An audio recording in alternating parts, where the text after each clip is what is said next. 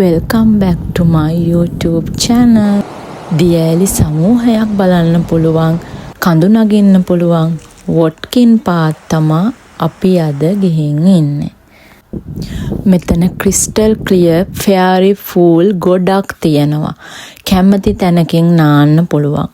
පුංචි දුරක් තමා කාර් පාක් එකේ ඉඳන් එන්න තියෙන්නේ.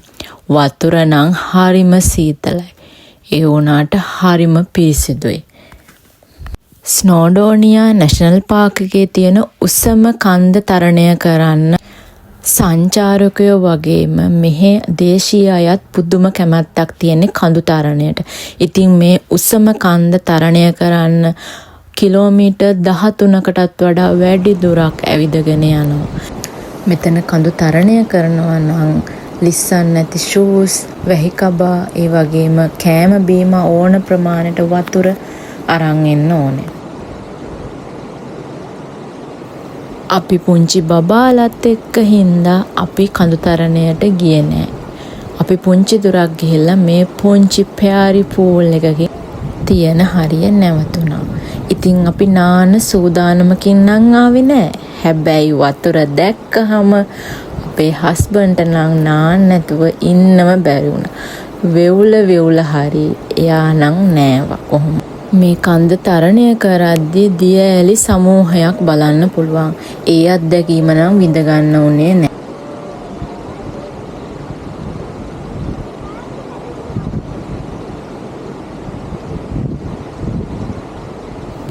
අපේ කෑම් සයිට් එකේ ඉඳන් අපි ස්නෝඩෝනියා නැෂනල් පාක් එකේ ලස්සන කඳු දිහා බල මේ ගමන ආවේ. නෝර්ත් වේල්ස් වල ඔයාලා ඇවිදින්න හිතන් ඉන්නවා නම් මේ තැන බලන්න එන්න නම් අමතක කරන්න එපා. හරිම ලස්සන තැනක්. අපි පින්තූර ගනිමින් අපේ මතක පොතට ලස්සන මතක ගොඩක් එකතු කරගත්තා. මේ පුංචි දියඇලි හැදිලා මේ වගේ පුංචි පූල් ගොඩක් තියෙනවා. ඉතින් අපි ආයෙත් එන්න පිටත් වුණා. මේ ගමන කයල් නංගිය හරිම ආසාවෙන්. මොකද එයා ඇවිදින්න හරිම ආසයිනේ. එයාත් පුංචි උනත් ඇවිදගෙන මේ ගමන ගියා. ඉතින් අපිටත් හරිම සතුටුයි. අපි මේ ගමන ගියේ අපේ කැම්පින් වල 3 වෙනි දවසේ.